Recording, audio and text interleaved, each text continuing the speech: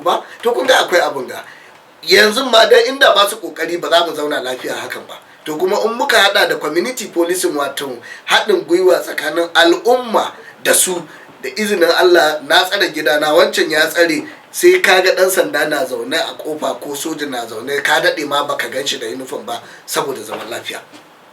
Ta yaya kake gani cewa 'yan jaridu za su iya fitowa su masu ba da goyon baya wajen tafiyar da harkar tsaro a ƙasar nan?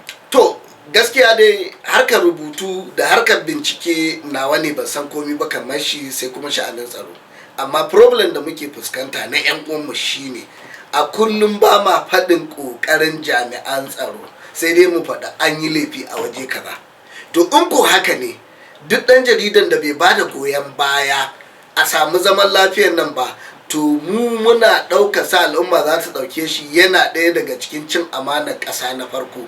To duk ɗan jaridan kuma da yake ƙoƙarin ya sa husuma a cikin mutane, to shi ma da shi da ɗan ta'adda ne ta wannan fannin.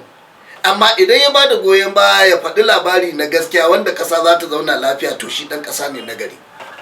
To yanzu gashi nan harkar Boko Haram nan da ake yi, wanda yana ɗaya daga cikin abin da gudunmin abin da yake kawo mana da tashin hankali, kuma yanzu a shigowar shugaban ƙasa an samu an kwace kusan duk ƙananan hukumomi da wa'annan suka mamaye. Yanzu babu wata ƙaramar hukuma guda ɗaya wacce take hannun 'yan ta'addan nan.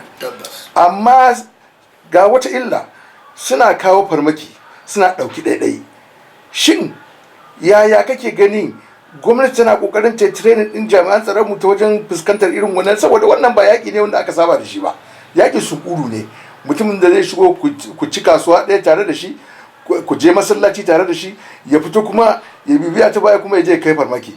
Kaga baya da za a ce jami'an tsaron mu za su iya magance wannan al'amari.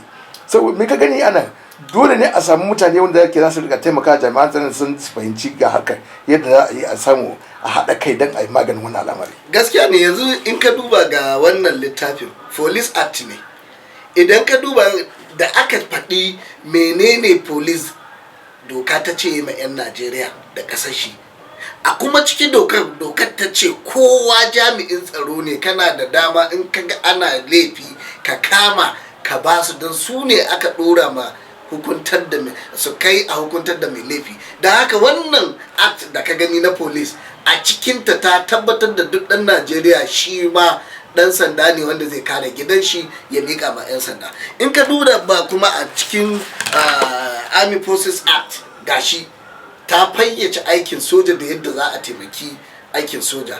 Idan kuma ka duba nan a gabana, nan duk littattafan sha'anin tsaro ne, ga wani specialized warfare da muke da shi yanzu a cikin wannan abin da kake gani. Za a ga akwai mountain warfare, akwai white hood operation, akwai fighting build up areas, akwai jungle warfare, akwai desert warfare, akwai frontiers warfare, akwai waye commando. A yanzu muna gorilla warfare ne. In an ce gorilla warfare guda ɗaya ne, 'yan ta'adda ne da suke sa kaya ba irin wanda za a gansu ba, su kai ma jami'an tsaro hari, su kai ma al'umma hari.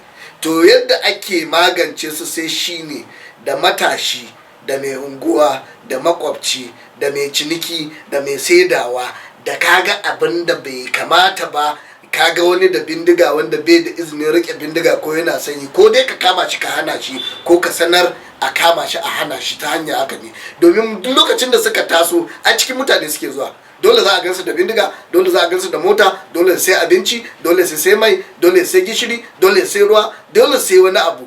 Don haka duk mai sai da wani abu yana da dama ya maza ya faɗi. Shi yasa muka ce wayannan jami'an tsaro da Allah ya bamu a yanzu, da ministan tsaro, da ministan 'yan sanda, da shugaban 'yan sanda, wannan tunani da suke da shi, in Allah ya yarda daga nan zuwa shekara ɗaya abin nan zai kuma tarihi.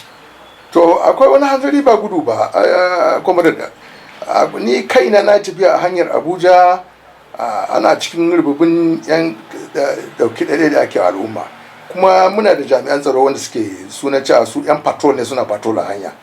Akwai wani abin da na gani wanda ke kai yau kai murya ce wacce in kai magana dole shugabannin jami'an tsaron mu za su saurara. Patrol da ake